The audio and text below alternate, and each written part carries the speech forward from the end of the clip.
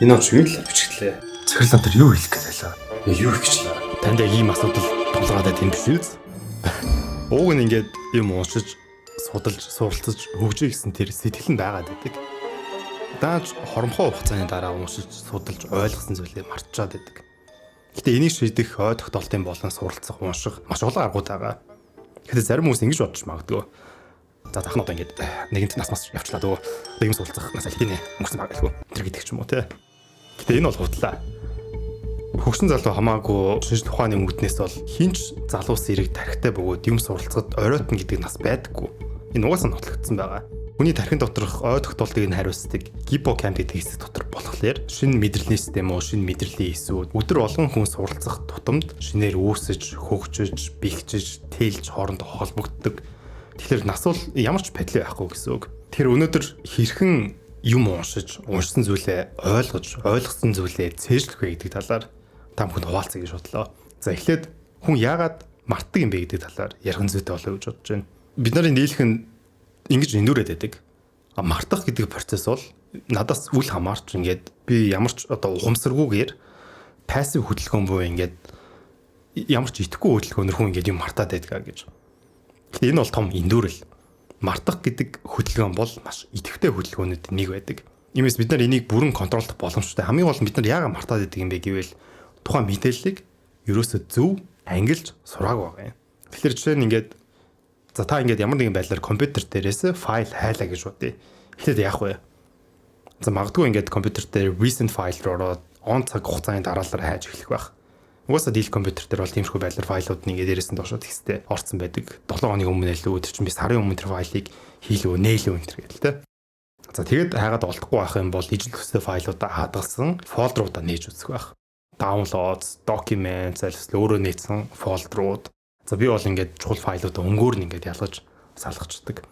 За тэгээд хайгаад юусаа гарч ирэхгүй байх юм бол хамгийн эцэст нь хайлт гэдэг систем дээр яг өөрөө тэр файлын нэрээр нь бичиж хайх байх. Тэгээд хүний тархин дотор энэ хүн байгаа мэдээлэлээ хайхын тулд нэг саяны алхмуудыг хэрэгжүүлдэг. Компьютер дээр юм хайж байгаадаа яг адилхан байдлаар тархи хайдаг гэсэн үг. Тэгээд ямар нэгэн байдлаар фолдер дотор ороогүй хайлтын систем дээр гарч ирэхгүй аль эсвэл ингээ бүр хуучирсан мэдээлэл авах юм бол компьютер дээр хайгаад олж чаддагтай адилхан тархи бас ингээ гацаанд орчдөг байгаа юм. Тэгээд судлаач нар бол ерөнхийд нь энэ одоо марталтын системийг үндсэн том 3 бүлэг ангид хуваачдаг. За эхнийх нь олонгууд нь decay буюу ялгарх гэдэг энэ алхам байгаа. За тэр нь юу гэсэн үг юм бэ гэвэл шинэ мэдээллүүд нь түрүүнд санагтаад хуучин мэдээллүүд бол их амархан мартагддаг гэсэн энэ бас их ойлгомжтой логик байгаа. За жишээлбэл ингээд хэдүүлээ ой модыг төсөөлье л доо. Ой модон дотор хүмүүс ингээд алхаад гаргацсан байгаа тийм жимнүүд байдаг шүү дээ. Тэр жимнүүд хизээ устж алга болох юм бэ гэвэл хүмүүс алхаа болчингууд л алга болно. Тэгэл он цагийн дараалалаар ногоон болоод цэцгэс ургаал тэгэл алга болчихж байгаа гэсэн үг. Тэгээд тархин дотор мэдээллүүд бас дахин давтан гаргаж ирж ашиглахгүй байх юм бол тархины хамгийн гүн хэсэгт нь яг адилхан байдлаар буулгагддаг. Хоёрт нь болохоор interference буюу холилдох үзэгдэл. За энэ бол шинэ мэдээллүүд нь хуучин мэдээллүүдэд блоклох, аль эсвэл хуучин мэдээллүүд нь шинэ мэдээллүүдэд блоклох, хоорондоо ижил төстэй мэдээллүүд нь хоорондоо зодолдоод холилдох энэ үзэгдлийг хэлдэг. Тэгэхээр өөрөөр хэлбэл заавал ингээд шинэ мэдээллүүд илүү амархан санагдана гэсэн үг бол биш. Хуучин мэдээллүүд нь шинэ мэдээлэл блоклох тохиолдол бас байдаг. Тэгээ гурт нь олонгууд нь retriever failure буюу хайлт ялтаа. Заримдаа хүнтэй юм ярьж байгаад дэгдэж штэ. Тэгээд ингээд штэ. За тэгээ яаж яах вэ? За энэ манай ихч бас арай өөр кейс байх. Гэтэ яг нэг юм санах гээд байдаг. Тэгээд хэлний үзүүрт ингээд ирчээд байхад ерөөсөө нөгөө нэг байж санах гээд шүүгээд энэ үзэгдлийн олонгууд нь хайлтын алдаа гэж байгаа юм. Ой санамжинд байгаа мөртлөөсөө шаардлагатай өгөгдлүүд нь ингээд татаасаараа гарч иж чаддаггүй. Тийм үзэгдэл. Тэгэхээр бид нар яагаад сурж мэдсэн зүйлээ ийм амархан хугацаанд мартаад байдаг юм бэ гэвэл ер нь бол ингээд тархин дотор маш олон замбраагүй мэдээллүүд ингээд энэ ингээд булангуудаар тарцсан байгаа гэсэн үг. Зарим хүмүүс ингээд компьютерийн десктоп үнэхээр замбраага алдсан байдаг шүү дээ. Ингээд десктоп руу оронгууд энэ ингээд сонь файлууд орцсон. Ажлын нэг Excel файлын дээр тэртээ нэг жилийн ингээд ажлын зугны зугаалгын зураг мурыг авч явах шүү. Тэрний хажууд нь ингээд бараг 4-5 жилийн өмнө татаад нэг ч удаа ашиглаагүй. Нэг вирустэй параметр явж авсан тий. Тарих бас яг адилхан байдалд орцсон байгаа байхгүй. Бид нар мэдээлэл зэгслээг учраас. Тийм болохоор ингээд яг team desktop-оос ингээд юм хайна гэдэг чинь маш хэцүү шүү дээ. Тэрнтэй яг адилхан хүний тарих ингээд гацаанд орчиж байгаа байхгүй юу. Тэгэхээр мэдээллүүдээ зөв англи сурах нь хамгийн чухал гэсэн үг. За энэ үүний тулд яах ёстой юм бэ гэвэл хэд хэд аргууд байгаа. Нэгдүгээрт мэдээлэл их сурвалжуудаа нэмэх хэрэгтэй. Жишээ нь би YouTube дээр номоо ярихдаа зөвхөн тухайн номыг уншдаггүй. Ном уншихаас гадна тухайн зохиолчор нь орсон ямар нэг яриаг нь заавал сонсдог. Ихэнх New York Times-ийн бестселлерийн зохиолч нар ямар нэгэн байдлаар подкастт орсон байдаг. Альсэл Talk at Google, TED Talk гэдэг ч юм уу том тайзан дээр өөрийнхөө номынхоо талаар илтгэл тавьсан байдаг. Тэр илтгэлүүдийг нь сонсоод, тэр подкастуудыг нь сонсоод тэгхийн бол миний ойлголт нэмэгдээс гадна хамаагүй амархан цээжлэгддэг. Өөрөөр хэлбэл нэг сэдвийн талаарх ойлголт миний тархины өөрөөр хэсгүүдтэй холбогдсон буюу өөрөөр мэдээлэлүүдийг сурвалжтай холбогдоод тэр ойлголцууд нь ингээд нэг цэг дээр хүрээд ирсэн байгаа байхгүй юу.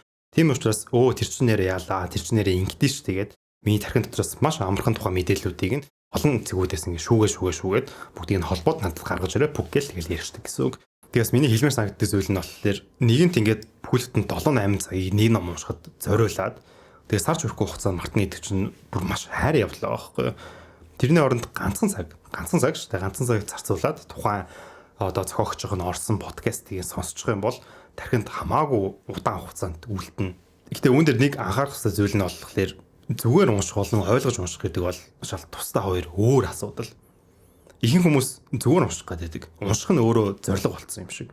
Тэрээс ч ойлгох нь уг зорилго байх хэрэгтэй шүү дээ. Consumption эсрэг digestion гэдэг ойлголт. Энэ болохоор хэрэглээний эсрэг одоо боловсруулах гэсэн үг. Бид нар хитрхи их хэрэглээндээ ингээд анхаарлаа хандуулцдаг. Их тохиолдолд өөрт дотроо ингээд тухайн мэдээлэл боловсруулахаас илүүтэйгээр аль олон зүйлийг уншаад, аль олон зүйлийг сонсоод, аль олон зүйлийг үзээд гэдэг дээр ингээд анхаарлаа хандуулад байдаг байхгүй юу. Тийм учраас тархин дотор ерөөсөө үлддэггүй. Тэр бүх мэдээллүүдийг ямар нэгэн байдлаар боловсруулад тархиндаа үлдээх нь чухал болохоос биш хэрэг хэмжээний мэдээлэл авч байгаа гэдэг нь бол ерөөсөө чухал бол биш. Тэгэхээр зүгээр ингээд тоогоор ингээд үзүүлэхэд за би ингээд тоогоор ингээд гаргах чи заяа. Ийм их ингээд ялгааг ер нь бол зүгээр боловсруулах гэдэг алхам дээр анхаарлаа төвлөрүүлж тэрэн дээр ажилласнаар олох боломжтой байх нь. Учир зүггүй ингээд ном уншаад подкаст сонслоо гэд яг ингээд амар ухаалаг болсон уу? Guys, болоогүй шүү дээ бид нарын дийлэх нь. Ягаад гэж байгаа юм бэ гэвэл бид нар тэр мэдээлэлээ боловсруулахгүй зүгээр л сонсоол зүүн чихээр оруулаад баруун чихээр тэгэл гаргаал бав явуулаад явчихж байгаа байхгүй юу. За жишээ нь ингээд миний ингээд хамгийн дуртай удаа зочд юм аа нэг Батцэнгэл гээд багш байгаа. Батцэнгэл багштай 3 цаг за 2 дахь дугаартаа нийлээ бараг 5 цаг орчим юм ярьсан байх. Хэрвээ айл алиг нь үтсэн хүмүүс байх юм бол Батцэнгэл агч яг юу гэж ярьлаа? Санаж нүг guys. Миний бодлоор 10 хүндэд 9 санахгүй байгаа. Ягаад юм бэ гэвэл тэдгээр мэдээллийг тархин дотор боловсруулаагүй байхгүй. Бид нэр эргэцүүлээгүй. Тухайн мэдээлэл дээр дүн шинжилгээ хийж анализ хийж өөр дээрээ дүнэлт гаргаагүй. Тийм учраас маш амархан пүг гэл халгуулчихж байгаа. Тэгэд яг үндэ хин юу ярьж, хин юу бичиж тэрийг нь хизээ унших нэг чухал биш. Хамгийн гол нь бид нар боловсруулах хэрэгтэй. Тэгэхээр боловсруулаад ойлгосон зүйлээ хэрэгжүүлэх гэдэг алхмыг бас бид нар мартаад байдیں۔ За зүгээр л ингээл тийм подкаст сонсоод ч юм уу ном уншаад за ойлголоо энэ ингэдэм байна да тийм ингэх хэрэгтэй байна да. За зөв ойлгосон. Nice. Гэл орхиод байгаа байхгүй. Тэрс яг жихнээсээ амьдралдаа тэр одоо сонссон, мэдэрсэн, уншсан, ойлгосон зүйлээ хэрэгжүүлж гинөө. Guys. Дийлэх нь бол үгүй л байх. Хэрэгжүүлэхгүй байгаа болохоор бид нар маш амархан мартчиход байгаа. Ном уншиж байгаа юм бол ойлголоо. Окей ингэх хэрэгтэй байна. Өөр дотор боловсрууллаа. Номоо уншихад зогсоо. Тэгээ шууд хэрэгжүүл тухайн зүйлийг. Чи наад үзэх зориг гэдэг номыг уншиллаа гэж одоо заад үзэх зориг дээр гол санаад бусдын асуудал бол өөрийн асуудлаа ангилж шалгаж салах гэж хэлж байгаа шүү дээ. За окей тэгэх юм байна. За би номоо уншихад боллоо. Тэгээд яг одоо би толгой дотор бодох хэрэгтэй байхгүй юу? Өөнөр өчтөр манай ингээ бата гээд найснаад тийм үг хэлсэндээ жоохон онцгой үг хэлсэн. Гэтэ би тэр талаар бодлоо гэж тэр чин батагийн асуудал болохоос биш миний асуудал биш юм чин би өөр дээр ихтрийг тусч авахгүйгээр зүгээр л ингээ зөнгөөр нь орхиж гэдэг юм уу те. Оронд нь би зөвхөн өөрийнхөө асуудал дээр ингээ төвлөрөх хэрэгтэй юм байна. Гэт тухайн мэдээллийг боловсруулад өөрийнхөө толгойн дотор хэрэгжүүлэх. За зарим магадгүй ингээ биеэр хэрэгжүүлэх хэрэгтэй зүйлүүдийг бол шууд тухайн моментоос хийж эхлэх хэрэгтэй.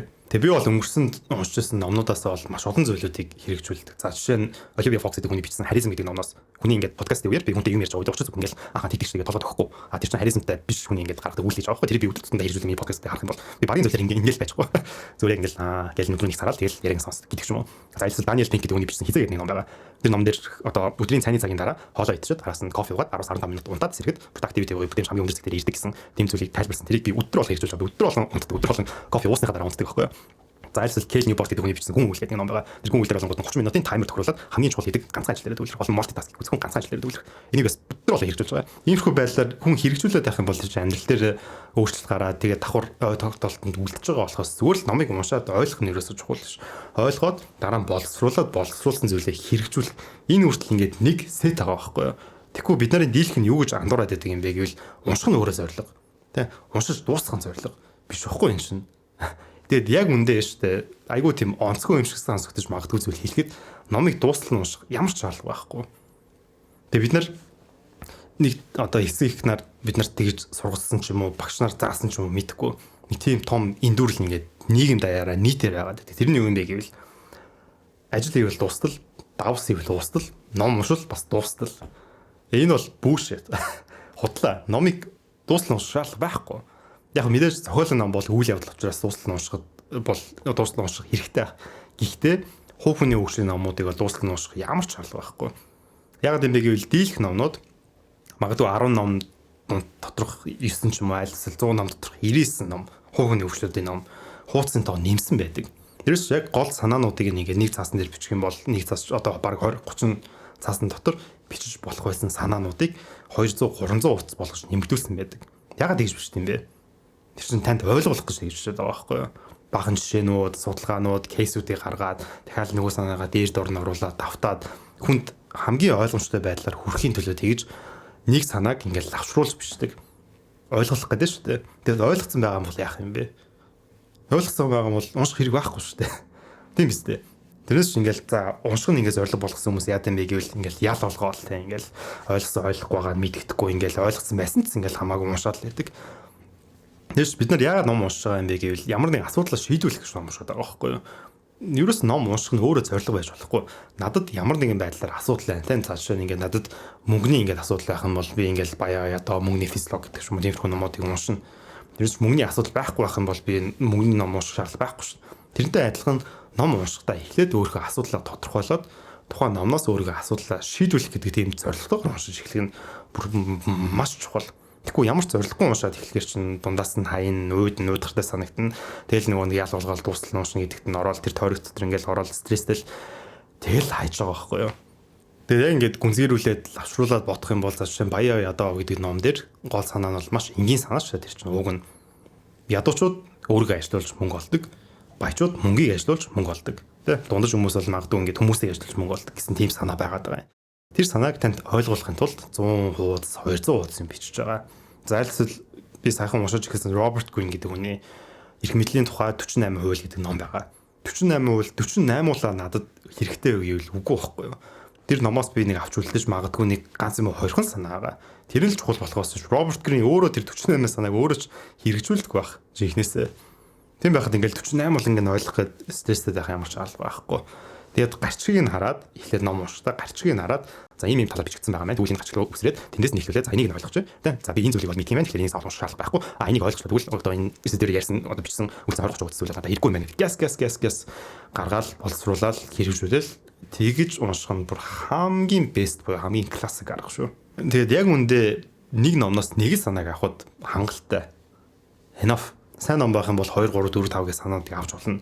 Гэтэ нэг л зүйлийг ойлгоод тэрийг амьдрал дээр хэрэгжүүлэх гэдэг чинь бүхэл бүтэн ингээд амьдралын ингээд урт спанаар харах юм бол маш олон асуудлуудыг шийдвэрлэх тэр гүүр нь олж ирж байгаа. Тэгээд жишээ нь 7 хоногт нэг ном уншлаа гэж бодоход жилийн дотор 52 ном уншиж байгаа шүү дээ. За магадгүй нэг номоос ингээд 10 20 санаа аваад авах юм бол 520 санааг нэг жилийн дотор хэрэгжүүлж чадах уу? Би бол чадахгүй л байх гэж бодож байна. Нэг номоос нэг л санааг аваад тэгээд 52 ном унших юм бол тэр чинь жилийн дотор бүхэл бүтэн 52 санааг хэрэгжүүлээд амьдрал дээр ч мөр ингээ маш том өөрчлөлт гарах гэдэг шүү дээ. Тийм болохоор тийм нэг зорилготой тийм нэг санаа олж авах 7 гэсэн тийм бодолтой байх хэрэгтэй. Тэгээд энэ дээр бас нэг маш чухал зүйл. Тэр бол ном унших үедээ зогсох хэрэгтэй. Уншихаа. Сайн уншигч гэдэг бол эргцүүлэн бодож уншдаг хүний хэлдэг. Сайн ном гэдэг бол хүнийг эргцүүлэх тэр сэтлийг нь өгдөг тийм ном байдаг. Тийм учраас заавал өөртөө таалагдсан ч юм уу аль эсвэл өөрөө сурж хэрэгжүүлэе гэж бодож байгаа зүйл байх юм бол номоо нэг хаагаад сайн бодож эргцүүлээ дүн шинжилгээгээд анализ хийх хэрэгтэй. Энэ ном дээр хин үзэгдэл миний амьдралд өмнө ийм зүйл болж исэн байна. Би тэр үедээ тийм тэрхүү байдлаар энэ алдаагаа засч болох юм байна. Тийм учраас магадгүй би ирээдүйдээ энэ санааг ингээд өөр дээрээ хэрэгжүүлээд үзье гэж боддог ч юм уу тиймэрхүү байдлаар таалагдсан хэсэг байх юм бол зогсоох нь амар чухал. 1997 онд гарч ирсэн Rain Man гэдэг кино байдаг. Хэрвээ үзчихсэн бол энэ кинон дээр Pink Kim Peek гэдэг хүний бодит амьдралаас сэтүүлжсэн. Kim Peek болохоор аутизмтэй. Гэтэ тэрхээ одоо тэр гиппокампус гэдэг хэсэг нь маш сайн хөгжсөний уулмаар гайхалтай ингээд ой тогтоолтын чадвартай болсон байхгүй юу. Мань хүн 1 минутанд 8,000-аас 10,000 үгийг уншдаг гэж байгаа юм. Амар байгаас тэ. Ингээд номыг дэлгэнгүүтээ тэгж байгаа байхгүй юу. Зүүн нүдэрээ зүүн одоо хуудсыг нь уншаад баруун нүдэрээ баруун хуудсыг ингээд гүйлгэж уншаад тэгээ номыг ингээд пак гэдэг ингээд цээжлээд явдаг гэж байгаа юм. Тэгээд нөхөр энэ амьдралдаа уншсан хэдэн 10,000 ном уншсан ч гэдэг лөө аав нь тэгж ярьжсэн. Тэгээд тэр бүх уншсан номнуудынхаа 98% сандаг гэж байгаа юм. Бүр аимшигт нөхөр аваас тэ. Гэтэ тэр хүнтэй та магадгүй ингээд нэг сургууль дотор сураад за та тэр хүнийг би ч тэр хүнийг хийсэж барахгүй ой тогтоолтын шалгалтууд дээр бол ой тогтоолт шалгалт дээр тэгдэж шүү дээ. Ингээл 1960 онд босон үйл явдлыг нэрлэнэ үү энэ төр гээд. Тэрэн дээр бол хизээш Kim Peek-ийг бол барахгүй. Гэтэ бид нар юун дээр барах юм бэ гэвэл зохион бичлэг дээр барна. Анализ ингээд өөрөө ингээд эссе бичлэг ч юм уу тэрнээс асуудал шийдвэрлэх ч юм уу логик ямар нэгэн гаргалгаа гаргаж ирэх тиймэрхүү бодлого болон томьёонууд дээр бид нар Kim Peek-ийг бол бүр ингээд май хийх байхгүй юу. Яг тэрнтэй адилхан зүйл болоод байгаа юм. Ном уушаад тэрийг зүгээр ойлгох нь бол зүгээр л хоос үзэгдэл. Тэрнээсээ амьдралдаа хэрэгжүүлэх юм авч гарах нь хамгийн чухал байгаа байхгүй. Тийм учраас зогсоогоод бодож эргцүүлэх нь маш чухал. Тэгээд тэр ч утгаараа би сүүлд шидэт мухлаг гэдэг номыг өнгөрсөн жилийн 12 сард гаргасан. Тэр номыг яагаад сонгосон юм бэ гэвэл тэр ном маш олон зүйлийг хүн бодуулах ном байсан байхгүй юу. Хүн бодоод өөрөө хариултыг нь олдог тийм номыг би заавал гаргая гэж бодоод тэгээд шидэт мухлаг гэдэг номыг маш олон ингээд хэдэн мянган ном дундаас сонгосон. Тэгэхээр тиймэрхүү байдлаар ямар ч ном байсан хамаагүй хүн заавал зогсоогоод бодож амьдралдаа хэрэгжүүлэх зүйлийн талаар эргцүүлэх хэрэгтэй. Тэгхгүйгээр зүгээр л ингээд хурдан уншаад дуусгах зорилго гэдэг. Би айгүй олон давтаж хэлээд байгаа. Энэ зүйлээ болилцгоё, болох хэрэгтэй шүү гэдгийг дахин давтаж хэлмээр санагдлаа. Тэгээд бас нэгэн маш чухал арга техник болонгууд нь өөрийн үгээрээ давтаж хэлэх гэдэг зүйл байдаг. За жишээ нь ингээд ном уншиж ойлгосон санаагаа хин нэг нь тайлбарлаад идэх юм уу те. Хамгийн шилдэг сурах арга техник бол хүнд ярьж өгөх, хүнд зааж өгөх гэж хэлдэг шүү дээ. Сурсан зүйлээ зүгээр өгнөд өөрөө бичиж тэмдэглэхээс гадна хажууд хүүхдтэй ингээд зааж өгөх, ингээд найсаа зааж өгөх, магадгүй ингээд аав ээж тэр талаар ярьдаг ч юм уу. Тиймэрхүү байдлаар хүн заасан зүйл гэдэг бол хэзээ тархинаас бол арилдаггүй. Тархинд маш гүн гүнз ингээд мэдээлэл хийсэн ингээд шигдэж ороод хэзээ мартагдахааргүй болдог. Жишээ нь ингээд Вашингтоны сургууль дээр хийсэн нэг судалгаагаар болохоор нэг групп хүмүүсээр 14 одоо нэг текстийг 14 удаа чимээг ингээд дотроо нүдээр ингээд гүйлгэж уншсан нэг бүлэг хүмүүсээс дараа нь тест авангууд нь нөхдөд ойролцоогоор тухайн текстийн 40% нь цээжилсэн байна. Тэрний дараачийн бүлэг дээр болонгууд нь 14 удаа амаар ингээд чанга давтаж уншуулахаар тэр хөлтөд 70% текстийг цээжилсэн байгаа байхгүй. Тэгэхээр тийм том ялгаа хүнд тайлбарлаж өгөх амаараа ингээд юмыг гаргана гэдээс бол үүдтэй. Тийм учраас ямар ч одоо зүйлээсэн өөрийнхөө хэлгээс гадна амаараа ингээд давтаж унших гэдэг бол маш чухал амархан арга техник байдаг. Тэгээд давхар зөвхөн уншихаас гадна хүнтэй танилцахдаа тухайн хүний нэрийг нь давтаж хэлнэ гэдэг бас супер лаг уур чадварууд энийг тэгэхээр ерөөсөө нэрийг мартдаггүй байхгүй юу. Жишээлбэл би ингээд хүнтэй танилцахдаа сайн бата наа бүрий болдоо гэсэн те бүрий доржоо гэсэн те бүрий гэдэг байдлаар заавал нэрийг нь давтаж хэлдэг. Нэрийг нь давтаж хэлээд чихэндээ ингээд ойлгуулад амаараа дахиад хэлсэн байхаар баргийн хүний нэрийг бол мартахгүй болдог. Тэгээд давхар энэ бас ажил дээр маш хэрэг болдог. Жишээ нь ингээд танай босс чинь өөр чинь ямар нэгэн үүрэг даалгавар өгөөд тэр үүрэг даалгаврыг нь амаараа нь өөрхөө үгээр давхар хэлэх хэрэгтэй байхгүй юу. За ойлголоо сэхлээ. Тэгэхээр би одоо тэр тийм асуудал гарсан байгаа учраас тэрийг нь тэгээд тэдний өдөр гэхэд би тэрийг танд ингээд тэгээд өгөх юм биш үү те. Зүг гэт ингэж хийх хэрэгтэй. Энийг бүр дадал болгох хэрэгтэй. Тэгэх юм бол баргийн зүйлийг бол мартахгүй болохоос гадна хүний ойлгох сэтгэл зүйл бол маш сайн төвшөнд хөгжинэ. Тэгээд дараа нь бичих. Энэс ойлгомжтой байх. Бичснээр хүн тухайн мэдээллийг санах магадлал нь илүү өндөр хүсдэг. Хэрвээ та мэддэг бол Ryan Holiday гэдэг зохиолч байдаг. Өөрийнх нь номнууд нь маш алдартай. Эго таны дайсан гэж ном байгаа. Ширээний стоик гэдэг ном байгаа. Нөхрийн ингээд подкастуудыг үзэхээр маш гайхалтай. Би өмнө нь M-book-ийн подкаст орох гээд нөхрийн бас л нөгөө номыг нь уншаад харсан бахан подкаст тэгээд сонссон. Гэсэн чинь өөрөө ярилцсан дээр ингээд маш олон ингээд хүмүүсээс иш татдаг заяа.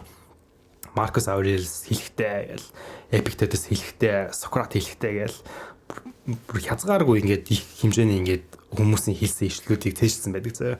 Тэгээ нөхөр яад юм бэ гэсэн чинь ном уншаад тэгээд тухайн номоос таалагдсан хэсэг бөгөөд дараа нь ингээд ашиглаж магадгүй гэж бодсон хэсгүүдээ олонгууд нь өөрөө нэг тийм жижигхэн цаасан дээр бичиж нэмлээд тэгээд тэрийг ингээд хавцсан дотор ангилаад хийчихдэг юм байна. Тэнгүүтээ дараа нь хэрэг болсон үедээ тэр хавцаа харж агаад гаргаж ирээд ингэж хэлсэн байна. Тэнгүүтээ тэрийг ингээд ашиглаад явдаг гэж байгаа байхгүй юу. Иймэрхүү байдлаар бас ингээд ном уншихтаа ашиглаж болох юм байлээ. Тэгээд энэс гадна номын тэмдэглэл бол мэдээж номын тэмдэглэл хөтэлдэг хүмүүс бол супер лайк. Энэс гадна бас нэг гоё арга болонгууд нь магадгүй ингээд Goodreads ч юм уу Amazon-ы номын хэсгээр ревю үлдээх гэдэг зүйлээр бас ингээд бичиж болно. За миний хувьд гэх юм бол би цаасан дээр бичдэггүй бүх одоо уншсан номнуудаа бүгдийг нь Evernote гэдэг аппликейшн дээр бүгдийг нь ингээд номын хурангуу бол бичдэг. Тэгээд яг хуу ингэж хийдэг шалтгаан болонгууд нь дараа нь ингээд ажлын үеэр хайлт хийгээд маш амархан болчдөг учраас би бүгдийг нь аппликейшн дээр бөглөдөг. Иймэрхүү байдлаар бичих нь бас ингээд маш чухал мартахгүй байх аргуудын нэг гэдгийг бас онцолж хэлмээр байна. За эцэст нь эрүүл мэндийн талаас мянга хичээгээд маш олон зүйл уншиж судалж ойлголоо гэд нойр хоолндоо муу байх юм бол тэр бол хайрын хөлмөр болно. Олон ч профессорууд нойр хоолоо бити хомслоо гэж ярьдаг юм билээ. Тэгээд энэний учир шалтгаан нь болохоор хамгийн чухал зүйл бол ердөөс нойр байдаг. Ягаад юм бэ гэвэл хүн унтж байгаа үедээ өдөр нь авсан мэдээллүүдээ боловсруулждаг байхгүй юу? Тэр дундаа ялангуяа гүн нойр буюу non-REM унталт үеэр хүний тархи яаж ажилладаг юм бэ гэвэл богино хугацааны ой санамжуудыг тархины cerebral cortex гэж нэрлэгддэг урт хугацааны ой санамжууд хадгалах хэсэг рүү шилжүүлж идэв юм байна. Тэгэхээр энэ нойроо авч чадахгүй байх юм бол хүн яаж хичээлээ гээд тухайн одоо сурсан зүйлээ ерөөсөө ингээд урт хугацаанд санаж чадахгүй гэсэн үг. Тэгэхээр энэ нойрыг secure хийх буюу энэ нойрыг урт одоо авч үлдэх нь хамгийн чухал. Тэгээ бас нэг сонирхолтой судалгаа дурдах юм бол Wilson гэдэг хүний 1994 онд хийжсэн судалгаагаар хүний тархи ингэж ажилладаг юм байл да. Унтж байгаа үедээ тухайн өдөр нь болсон зүйлүүдийг толгойн дотор дахин давтуулж яадаг, тоглуулж яадаг гэж байгаа байхгүй юу. Тэгэхээр хэр чухал болох нь ойлгомжтой байгаа. Тэгээд дараа нь болонгууд нь хоол. За хоолны үед болонгууд нь омега 3, витамин 3, тэгээд антиоксидант гэдэг энэ гурван бодис болонгууд нь хүний одоо ой тогтоолтыг сайжруулах, хүний тархийг сэрэг байлгахад бол хамгийн чухал нөлөөтэй байдаг. Тэгээд энэ удаагийн дугаарын спонсороор манай Brain Active байгаа. Тэгээд Brain Active-ийг ярихын төлөө би саяны 3 витаминуудыг юусоо хэлээгүй шүү. ChatGPT-гээс тархинд хамгийн одоо ой тогтоолтыг сайжруулах хамгийн үр нөлөөтэй 3 витамин гэж хайнгуут нь угаасаа омега 3, витамин D тэгээд антиоксидант гарч ирд юм байлээ. Тэгээд Brain Active энэ 3 гурлаа байгаа. Тэгээд энэ 3-ыг илүү одоо сайн шин дэжлүүдийг одоо шигтгэсэн ийм витамин байгаа. Тэгээд хэрэг та ингээд тархиндаа ямар нэгэн асуудалтай ойрд ингээд ой тогтоолт нэг муу санагдаад байгаа бол магадгүй энэ витамин дутагдчих бас болзошгүй. Тийм учраас та өөрийнхөө тархиныхаа эрүүл мэндэд илүү гүн гүнзгий илүү сайн юм уншиж судалж ойлгож тэрийг тархиндаа наамаар авах юм бол та Brain Active тархины амин дэмийг судлаад үзээрэй. Тэгээд энэ Brain Active маань бүх химийн сангуудад зарагдж байгаа. Хамгийн гол нь курс эмчилгээ гэж явагддаг учраас та нэг удаа уугаа тэгээ сайжрна гэсэн зүйл бол байхгүй. Та 2 сар орчим энэ нэмийг тогтмол одоо өөрийнхөө амин дэмээ болгож ууснаар бодит нөлөө бол гардаг шүү. Тэгээд өөрт хамгийн ойрхон химийн сангуудаас авах боломжтой байгаа. Тэгээд хамгийн сүүлд нь дасгал хөдөлгөөн. Дасгал хөдөлгөөн тэр дундааны ялангуяа кардио буюу гүүх тэ дугуй жих ял эсвэл одоо кроссфитэд явах энэ дасгал хөдөлгөөнүүд хүний тархины эрүүл мэндэд маш их ач тустай байдаг. Яагаад юм бэ гэвэл хүн дасгал хөдөлгөөн хийж байгаа үед ялангуяа ингээд өндөр ачаалттай кардио хийж байгаа үед хүний тархин дотор BNDF гэдэг бодис ялгардаг юм байна. Энэ бол товчхондоо хүний тархийг залуужуулдаг юм бодис байгаа. Тэгээд тэрнээс гадна хүн ингээд дасгал хөдөлгөөн хийснээрээ тархин дотор эндорфин ялгарна, допамин ялгарна. Тэгээд эдгээр бүх ялгарж байгаа бодисууд бүгдээрээ тархинд ач тустай тийм бодис. Тийм учраас заавал дасгал хөдөлгөөн хийгээрэй. Тэгээд зүгээр жин дээр ингээд төмөр өргөлөө гээд яг тодорхой хэмжээнд нөлөөлөгдсөн тэрний нөлөөлөл нь бол маш бага байдаг. Тийм учраас заавал ямар нэгэн байдлаар одоо эрчимтэй дасгалуудыг хийгээрэй гэж зөвлөмөр байна. Тэгээд зөвхөн дасгал хөдлөө хийгээд зөвхөн кардио хийснээр хүн хамаагүй ингээ гоё сэрэг болт гэдэг би сая Таиландд ингээд гүгээл мөтайр явж байхдаа бол маш ихээр өөр дээр мэдэрчсэн тийм учраас за боли ингээд нойр хоолугаас удлаа юм байна гэж бодоход ядаж дасгал хөдлөөд хийгээрэй гуйж нэг гэж хэлмээр байна. За тэгээд ингээд ерөөхдөө миний яригсан зүйлүүд бол боллоо. Тэгээд энэ удаагийн дугаараа өндөрлөж байна. Тэгээд хамгийн сүүлд нэг зарлалын шанартай зүйл хэлэхэд би YouTube дээр анхны удаа эдитер авах гэж байгаа. Сүүлийн 4-5 жил баг дийлэх бичлэгүүдийг бол өөрийн гараараа хийлээ. Тэгээд надаас илүү сайн эдит хийж чаддаг гэсэн хүн байх юм бол над руу мэйлэр өөрийнхөө үнийн санал болон өөрийнхөө өмнө хийжсэн ажлуудаа явуулаарай. Тэгээд хамгийн гол нь CapCut энэ төр дээр ажилдаггүй. Premium, DaVinci, Final Cut мэргэжлийн програмууд дээр ажилдаг. Тэгээд иймэрхүү байдлаар motion graphic болон эффектүүдийг ашигладаг ийм эдитер хайж байгаа шүү. Тэгээд миний одоо бичлэг илүү ойлгомжтой болгож чад тийм үнийг ажилд авна. Тэгээд имэйлээр сайхан руу юунуудаа явуулаарай гэж уриалмаар байна, хэлмээр байна. Тэгээд энэ удаагийн дугаараа өндөрлж байна. Good luck.